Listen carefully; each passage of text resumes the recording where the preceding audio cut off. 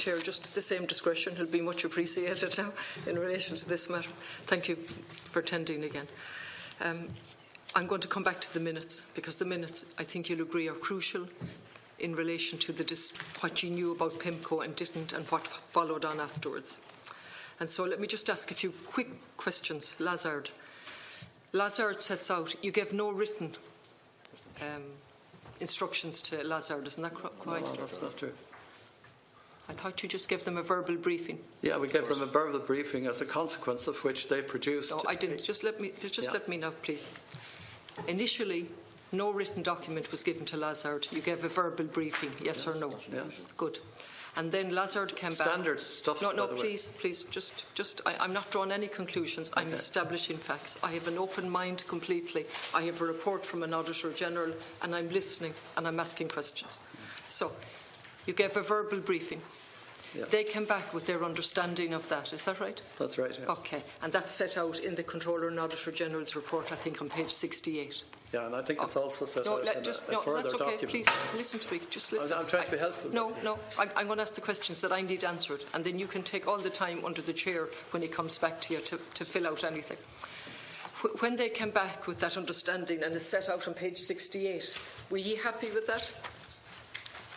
On page 68 of the Controller. I work from his report all the time. I don't go into the area of speculation or opinion or anything like that. Yeah, this is the pitch book, effectively. And paragraph 417, following the meeting, Lazard submitted a document on the 22nd of January setting out its understanding. You're happy with that? That's what? Yeah. Now, you're happy with that? Okay. Yeah. Good, that's great. Did you change anything?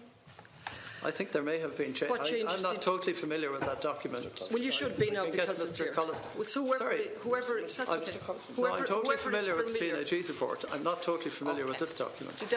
Was there a change in relation to their agreement? Did you work with them in relation to that agreement? Was it changed afterwards? Are there documents to show us? It was largely accepted. Okay, you have to come up.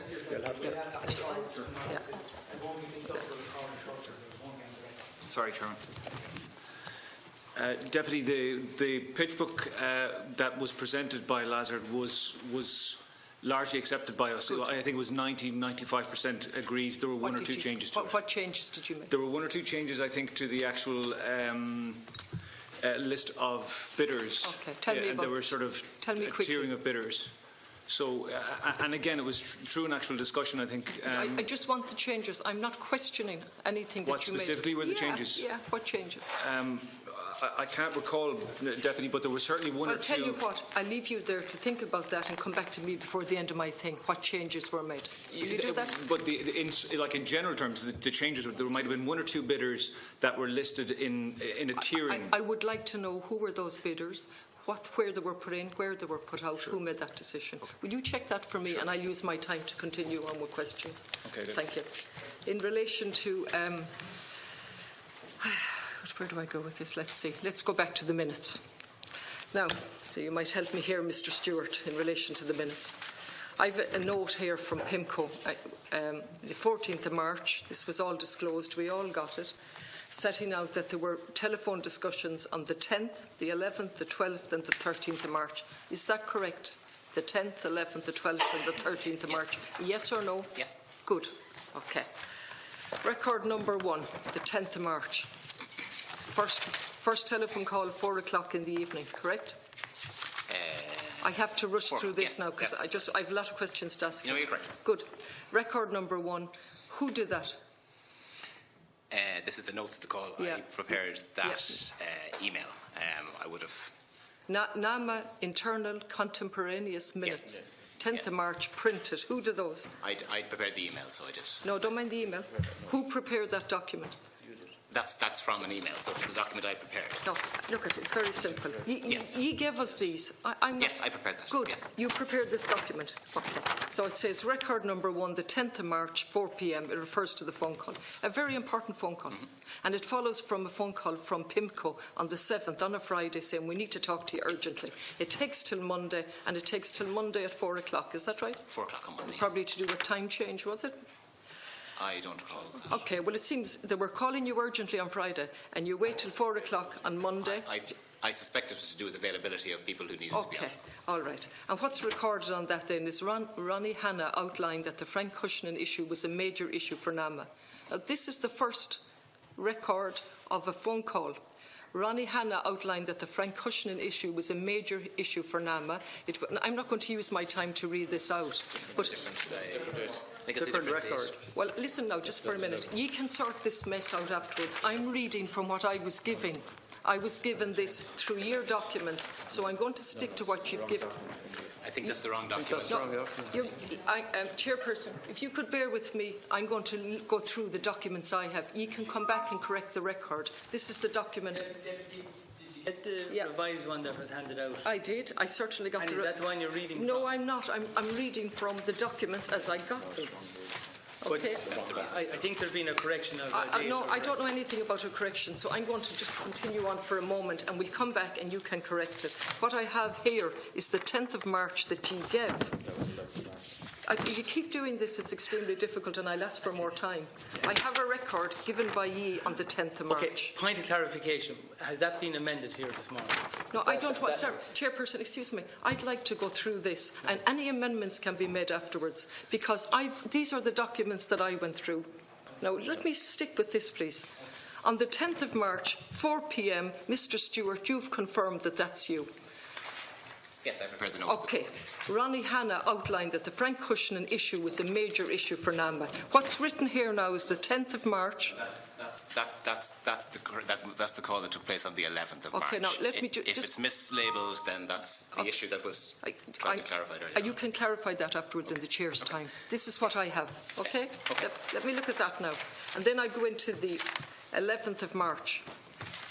Yes. No, sorry, for the first thing now, I have 3 emails here that you sent in relation to the phone call on the Monday. Is that correct? On the Monday, yes, that's right, yes. 3 emails in relation to that.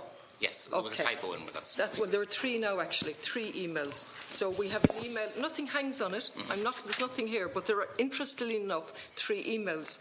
And you sent them in relation to the call the previous day. One is sent at 9:31, one is sent at 9:38, one is sent at 9:30, 33 seconds. Now, they're all the same except for a typo error. It's significant that there are now 3 emails. The 3 emails are distinctly different than the record 1 and record 2.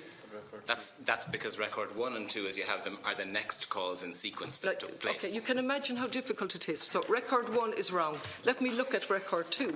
Record 2 talks about an 11 a.m. phone call. That's right. That was on the 11th of March. I'll keep that separately for a moment. Okay. Oh, lovely.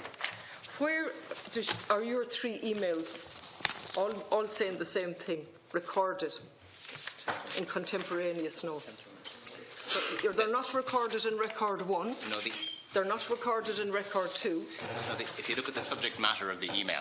No, I'm not asking you that question. I'm asking you where you've given me. I've got them. Look, record yes. 1, 2, 3, 4. Which record are those emails reflected in? The latest one is the correct record. Which is the latest one? 9:39 is what I have for it. It's the one that says... No, I'm not arguing with you with the times. I'm asking, look, record 1, record 2, record 3. But, Deputy, in order to answer your question, I have to say which one it is. You've asked me which one it is. It's the one 9:39, the latest email. No, I asked you which record reflects your email. I will have to see the records. Here you are. Here you are. I'll have to come over and clarify. Absolutely, I'd be delighted. And there's all the records, because you furnished them, so please clarify them for me. Yep.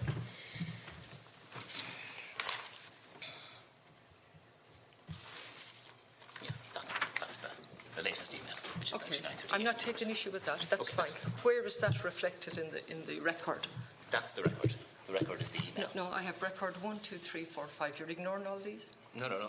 They are records of the next calls that took place in sequence. So record 1 is actually the second call. It's record 2. Yes, it should be record 2. Okay, record 2. And record 2 should be 3. Very good. I believe, Very good. And then 4. Good. And then I believe that one should be 5. You're happy with that? Yes. Okay, that's great. Yeah, okay. yeah. All right. So we'll come back to the contents in a second. You've now changed record 1 to record 2. You've changed record 2 to record 3, and both of them are the exact same. think this was given to the committee by a colleague who had compiled all of this information, so maybe it's something that can be clarified afterwards. But I think there was a subsequent email sent with the correct record numbers on it. But anyway. No, there's a lot more than a labelling issue.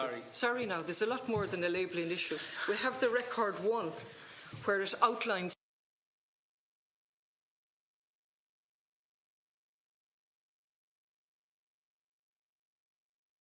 I understand that the first set had erroneous labelling on it and the second set had the correct labelling on it.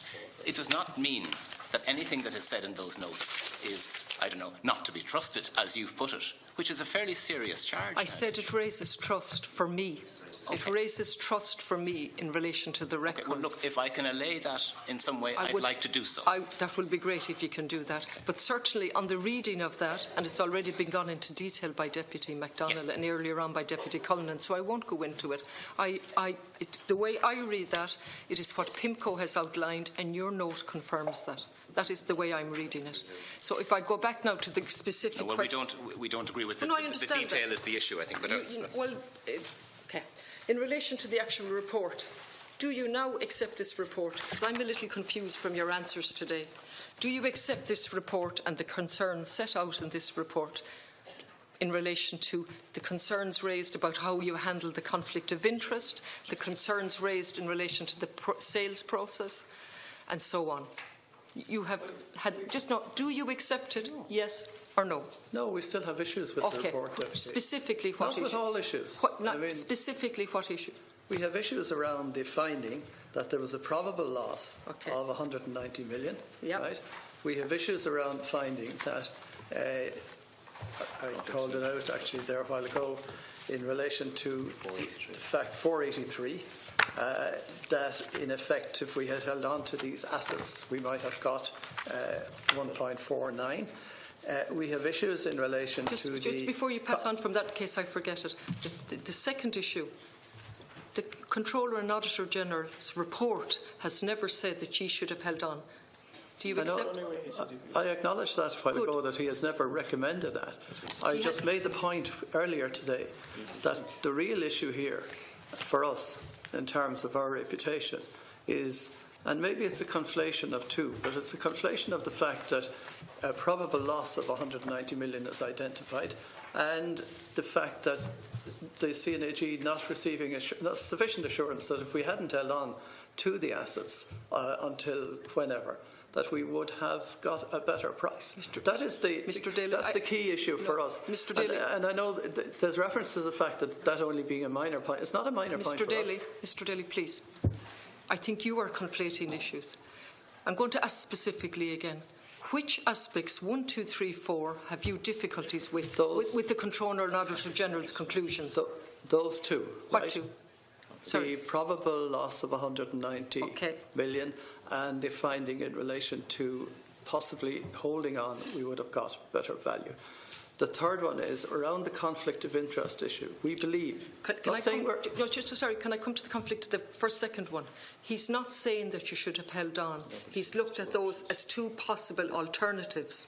He didn't say which one you should pick. Isn't that clear? The issue for us is that when you take the two together, and the chairman mentioned it this morning, man the street, or the woman in the street, is saying you should have held on to those assets and you've got 190 million more. That's the narrative. You talk about narrative. That's the narrative that is out there. Mr. Daly, please, in the interest of clarity, the Controller and Auditor General never once said that NAMA should have held on to those assets. Isn't that correct? I acknowledge that. Good, that's great.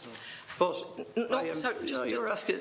You're asking me. Okay, go ahead. You're asking me what problems or issues we have with the report. I've just outlined two of them.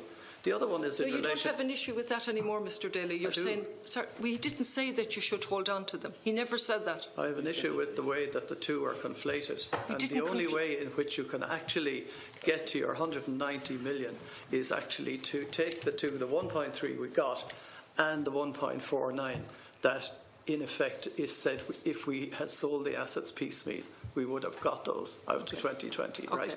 Okay. Conflict of interest. I think we managed that, given the information we had and what we knew at the time. There is a difference of opinion between ourselves and the CNAG about whether we should have done more in terms of writing to Mr. Cushnan, etc., etc. It's not something we'll die in the ditches for. It is, to my mind, a difference of opinion. But we acted in good faith and to the best of our ability at the time. Okay. So the documentation one. They're the three. The documentation, I think you've I've accepted already before. acknowledged, okay. so there isn't an issue there. So they're the three issues. Let's take with the conflict of interest, and it's not a die in the ditches one. He said clearly that more effort should have been made to follow up when Mr. Cushnan, isn't that right? When the conflict of interest came to your attention, you decided you wouldn't do that. That's right. Okay. Did you follow up and ask Mr. Hanna any questions after you found out about Mr. Cushnan? In relation to? To ask him any questions at all about what he knew about Mr. Cushnan? Yeah, sure. He was still an employee of NAMA. What did you ask him? We had, in the same way that any discussions around Mr. Cushnan and this success fee and his involvement with PIMCO or Brown Rudnick, that was the subject of intensive discussion at the board with senior executives present. Did you ask Mr. Hanna, did he have any knowledge of this? He said absolutely not. Absolutely. No knowledge. Okay. When the solicitors for PIMCO walked across the street literally in a matter of hours, well, that's an exaggeration, a matter of days. Mr. McDonough, would you like to answer the question? Because it's difficult to do too.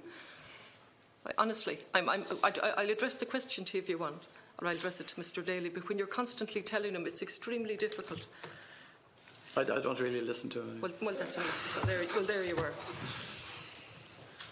When the solicitors, Brown Rudnick, literally walked when PIMCO withdrew and went over to Cerberus, you didn't find that out till the 3rd of April, is that right? The 3rd of April, Cerberus informed us of that, yes. Yeah. And did it worry you? Please, don't tell me about the assurances you sought. I've read those and I've listened. Did it worry you that the same solicitors were now going to Cerberus? We were questioning it. We were a bit surprised because, first of all, we thought that they were going across as solicitors, and we knew that Cerberus already had solicitors. Yes. And I think that's been aired quite extensively Yes. here. The more general concern, and it was reflected in, and it arose from a discussion that morning between the CEO and myself prior to the board meeting, was that the immediate minimum we needed to do was to get an assurance from Cerberus in writing that there were no success fees payable to anybody with any connection, past or present, with NAMA. And you got that assurance? We got that assurance. Did it occur to you, in view of what you knew now about PIMCO and the alleged 15 or 16 million, did it occur to you to ask Brown Rudnick what they were getting? So, Mr. McDonough, do you want to answer it? But sure, we had been told. Let Mr. McDonough answer it. We had been told what they were getting. Mr. McDonough wanted to answer that question. Well, Deputy, just in terms of that, Brown Rudnick were not our advisors. They had no relationship with NAMA. They were advisors to PIMCO, and then they became advisors to Cerberus. So they would not answer. I mean, they would not answer any questions to us because they were in no way related to us. Okay. Now, in relation to non-disclosure agreements, did Brown Rudnick sign a non-disclosure agreement? I can address that. Yes. PIMCO signed a non-disclosure agreement. Did you hear my question? Did Brown Rudnick? I'm getting round to answering. Bear with me a moment, please. PIMCO signed a non-disclosure agreement in October 2013. Yeah. That non-disclosure agreement required them to ensure that all of their professional advisors, which includes legal advisors, observed the exact same confidentiality obligations as upon PIMCO under that NDA. Therefore, the onus was on PIMCO to ensure that Brown Rudnick, as their advisors, preserved and kept the confidentiality of the informational materials as is defined in the NDA in line with the obligations on PIMCO to do so in the NDA. It's the same mirroring obligation, if you like. So to answer your question, Brown Rudnick did not specifically sign an NDA, but instead PIMCO's NDA was the one we would have relied on to ensure that their advisors kept that information confidential. PIMCO have gone out of the thing? No. Sorry, just let me, please. PIMCO have gone out. Yes. They've gone out under a cloud, an alleged cloud. Cerberus get the same group of solicitors. And you're telling me the onus was on PIMCO? No. Okay. No, the question you asked me was, did Brown Rudnick sign an NDA? Yes, I did. Okay. Yeah. The first time Brown Rudnick would have had access to informational materials such as would have been covered by an NDA was when they were engaged as advisors to PIMCO and entered the first data room, which was in late 2013. Okay. PIMCO signed an NDA at that point, which included, as I explained a moment ago, those obligations on its professional advisors, which included Brown Rudnick. When it came to the point where PIMCO withdrew from the process, so we're talking that end of that week, so 14 March, that type of time period. At that point in time, when they notified Lazard of their withdrawal, Lazard were asked to request that they ensure that all of the documentation, including the information materials, are destroyed or otherwise dealt with in accordance with the terms in the NDA. That equally extended to all of their professional advisors under the NDA terms. So there was an obligation on PIMCO at that point to ensure that they and their professional advisors destroyed or returned the informational materials, which is the stuff, primarily the stuff in the data room is what I'm talking about there. That's really what the informational materials are. That's the sequence of events. When Cerberus retained Brown Rudnick, which is the point you've come on to now, when Cerberus retained Brown Rudnick on the 3rd of April and notified us, well, they notified us on the 3rd of April of their intention to retain Brown Rudnick as strategic advisors, as I understand since, the requirement on them was that they notify us of who their advisors were. Because the data room had closed largely at that stage, because the bids were in, as recalled, for the 1st of April, Brown Rudnick wouldn't have had a necessity to access the data room and therefore the informational materials in their capacity as advisors to Cerberus. Now, notwithstanding Mr. Stewart, I'm going to stop you there now because that's taken about 4.5 minutes. I understand, but it is a complicated No, thing it's to not, explain. it's not complicated at all. And the ordinary person in the street has been mentioned lots of times. And for the ordinary person in the street, where a group of solicitors are acting for one company who withdraw under a cloud, and then they cross the road literally within a matter of days, and they go to another company who's ultimately successful, they're paid 15 or 16 million. The ordinary person in the street says, what knowledge did they bring? Sure. You'd agree with that? Sure, yes. And what were they getting 15 million for? I can understand that concern. Yeah. And that's a question we have put to Cerberus. What did Brown Rudnick produce to you? Because that's important from our point of view, because we want to ensure that they didn't produce anything to Cerberus. No, you didn't ask the question what knowledge they brought. You asked for a confirmation that nothing was breached. Cerberus themselves, done already, yes. Cerberus themselves have acknowledged before this committee that there was a breach of the disclosure. Yes. You're aware of that now? Yes. Well, we wrote to them immediately after. I wrote the next day to them, and I asked them to identify all breaches, actual or potential, of the NDA.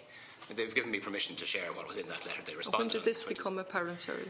Well, this was after so on the 17th, I think it was that Cerberus appeared, and on the 18th, last Friday, I wrote to Cerberus. Last Friday. And I asked them to identify what the technical breaches were that they referred to, but also to identify all other actual and potential breaches of the NDA of which they may be aware, which is a very broad question, obviously. Yeah. They responded on Tuesday evening to us. Tuesday of this week? That's right. Yeah. And in that response, they identified the 3 technical breaches, which I can go into if you wish, and they explained who their advisors were, and they apologised for these and how they expressed their view that they weren't material breaches. I have since written to them to say, you didn't answer the question that I asked about all actual and potential breaches of the NDA. You only identified the technical breaches, and I asked the additional question of what information Brown Rudnick had produced to them, because I wanted to get an understanding of what that was, to understand if there had been a breach of the PIMCO NDA. That's why I was asking that question, because it is important to me to understand the answer to that question as well, Deputy. And that piece submitted to us, we're not aware of that existence of that. Sure, that's literally only the last couple of days, Chairman. That may be why. And have you permission? I have permission from Cerberus to share the letter that they responded with, yes. And I can give you our one as well. But briefly, it's beginning to appear that you're learning more about what went on as a result of our work here 2 years later.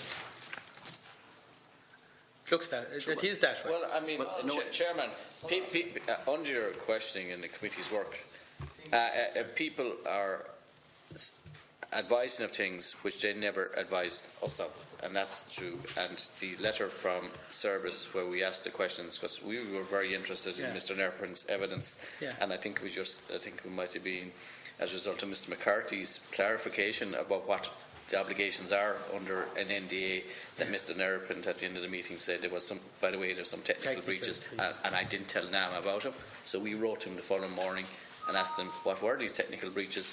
And as Mr. Stewart has said, we asked him to even go further than that. Is he aware of anything else that he wants to tell us?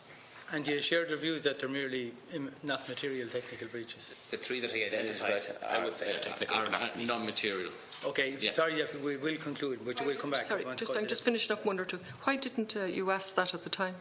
Why didn't you ask Cerberus at the time? About what the technical... Any breaches? No, but at the time, Deputy, at the time, we became aware on the 3rd of April, after the bid date, that they had retained Brown Ruddock and Tunes. And in the emails, which I think we provided to the committee here, Cerberus said to us they were not retained as legal advisors, they were retained as strategic advisors. I just now, Lazard gave evidence the last day. Lazard said a number of things, the man that was here. He said, number one, that PIMCO had an advantage. I'm sure you saw that on the transcript when you looked at it. When he thought about it, after his evidence over hours, he finally came back and he said, given PIMCO had been in the process well before he came on the scene, that PIMCO had an advantage. Number one. He also said that Cerberus should have informed that they had hired Brown Rudnick and Tuhans. He said clearly they were hired as lawyers, not this technical stuff that you're doing about being advisors. Yeah, but Deputy, can I just answer that? Just answer my question about the advantage, please, in relation to PIMCO. Listen, Mr. Long and Deputy, I don't have the benefit of Mr. Long's transcript, and I think that's been outlined already by the chairman. But the point in terms of what he said, Mr. Long can say what he wants to say. Mr. Long and Lazard were aware that PIMCO were in discussions with us in autumn 2013. Right? There's no dispute about that at all. The issue that has arisen was PIMCO's letter, as I understand it, and I don't have the transcript in front of me, but I'm trying to surmise, was the issue about PIMCO saying in the letter they had been engaged since April or a year earlier and things like that. That is something that we were not aware of, and Lazarus weren't aware. Mr. McDonald, listen to me. You can say that this is wrong. Mr. Long was here the last day. After many hours, he said that PIMCO had an advantage in the sales process, given that they were in it for months. Do you disagree with that statement, or do you agree with that statement? I disagree with that statement. Good. Okay, that's clear. During the course of the day before he said that, this is my interpretation of what he said, he said it wouldn't have made a difference, more or less. He didn't use those words, but that was my interpretation, because at the end of the day, PIMCO weren't the successful bidder anyway. Okay? And then finally he came around and he said PIMCO had an advantage. You don't accept that, none of you? Not based on materials that NAMA had put into the data room. Did you hear my question now? No, I did hear your question, Deputy. Lazard, who were employed by ye as specialists, just 1 second, came into this committee and said that PIMCO had an advantage. Listen, Deputy, Mr. Long is entitled to his opinion. That's okay. Right? But I don't have to agree with Mr. Long's opinion. That's okay, and I'm just clarifying for the record, you're completely disagreeing with that statement, that they had an advantage. I disagree with that statement. Okay, that's okay. Sorry, Deputy, finish it's important that I say this. No, I'm just saying I'm finishing for the Deputy, chair. You're all the time cutting me off, and I need to put this on the record. Mr. McDonald, excuse me, sorry. I am not all the time cutting you off. No. I was simply indicating that was my last question. Feel free to answer it for as long as the chair lets you. Okay, Deputy. The issue is, based on the information that NAMA put into the data room, the initial data room which PIMCO had exclusive access to, and the data room which all the people who came into the process had access to, I don't accept, and I guess my colleagues would accept, if you wish, that there was any advantage conferred on PIMCO by anything that NAMA did.